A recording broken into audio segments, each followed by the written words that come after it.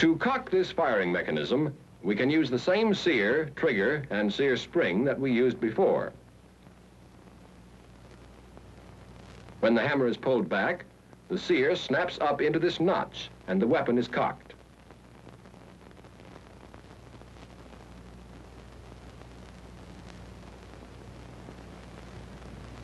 When the trigger is squeezed, the nose of the sear slips out of the notch and the hammer is driven forward against the firing pin. This mechanism, like the other one, can be cocked simply by opening and closing the bolt.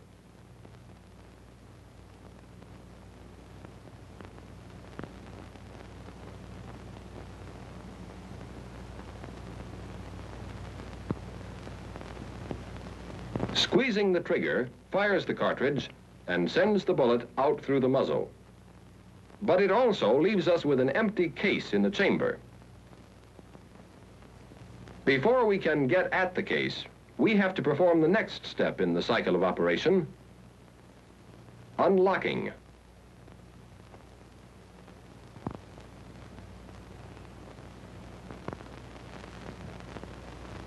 We still have the problem of removing the empty case from the chamber. This is known as extraction.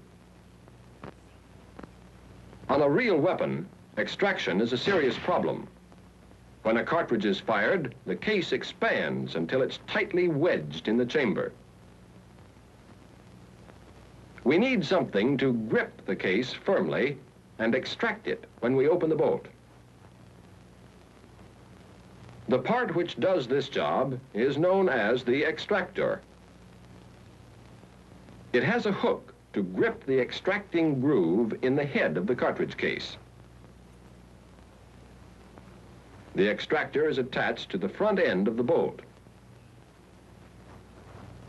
As the bolt is closed, the extractor snaps into the extracting groove in the head of the case, and it retains its grip as the bolt is locked. Now, when we open the bolt, the extractor pulls the case out of the chamber. Our next problem is ejection, getting the empty case out of the receiver. Notice how the case is held by the extractor. If we pry under the case on the side opposite the extractor, we can eject it from the receiver.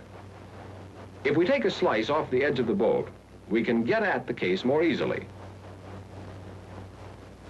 Now we'll build an ejector in the side of the receiver. It consists of a small lever and a spring.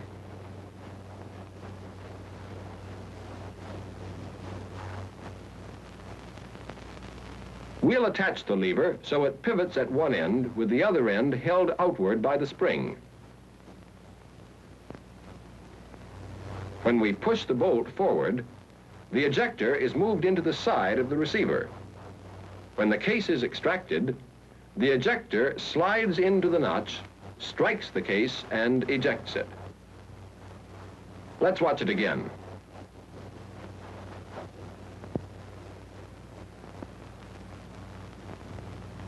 Our weapon is almost complete, but we still have to feed the cartridges to it one at a time by hand.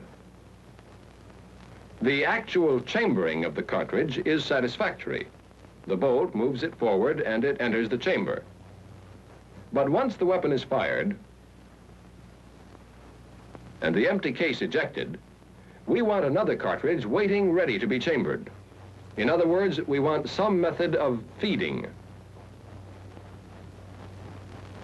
There are several ways we can get feeding: by placing a clip of cartridges in the receiver, by using an ammunition belt, or by using a magazine.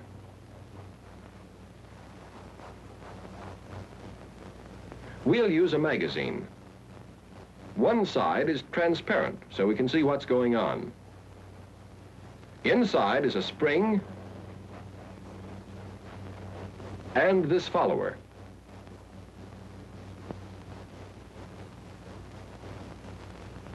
As the cartridge is put in from the top, the spring is compressed. As the next round is inserted, the first one is pushed down and the spring is further compressed. The spring, of course, keeps pushing the cartridges against the top.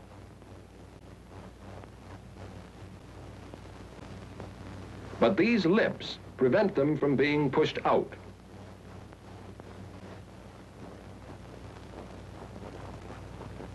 A cartridge can be removed only by sliding it forward like this. And once it is removed, the spring feeds the next one up into position. Now let's install the magazine into the receiver. The magazine is placed so that the top cartridge pushes against the underside of the bolt. When the bolt is opened, it slides back until the face of the bolt clears the rear of the cartridge. Then the cartridge is fed up into the path of the bolt. As the bolt comes forward, it strips the cartridge from the magazine and chambers it. And the spring in the magazine moves the next cartridge up into position. Now, each time the bolt is opened, a cartridge is waiting to be chambered. That's the last step in the cycle of operation, feeding. Our basic weapon is complete. It will perform all 8 steps of the cycle of operation. Let's take them in sequence. First, there's chambering, placing the cartridge in the chamber. Next is locking, securing the bolt in place behind the cartridge. Then firing, squeezing the trigger so the firing pin will fire the cartridge. Unlocking, freeing the bolt from the barrel. Next, extraction and ejection, withdrawing and throwing out the empty case. At the same time, cocking, preparing the firing mechanism to fire again. And feeding, placing the next round in position for chambering. Then the cycle starts over again. These are the 8 steps any small arms weapon must perform each time it fires a cartridge. The steps may not always come in exactly the same order, and the means of performing them may vary. But regardless of the type of weapon, all 8 steps will be performed. And once you know the cycle of operation, you've come a long way toward understanding any small arms weapon.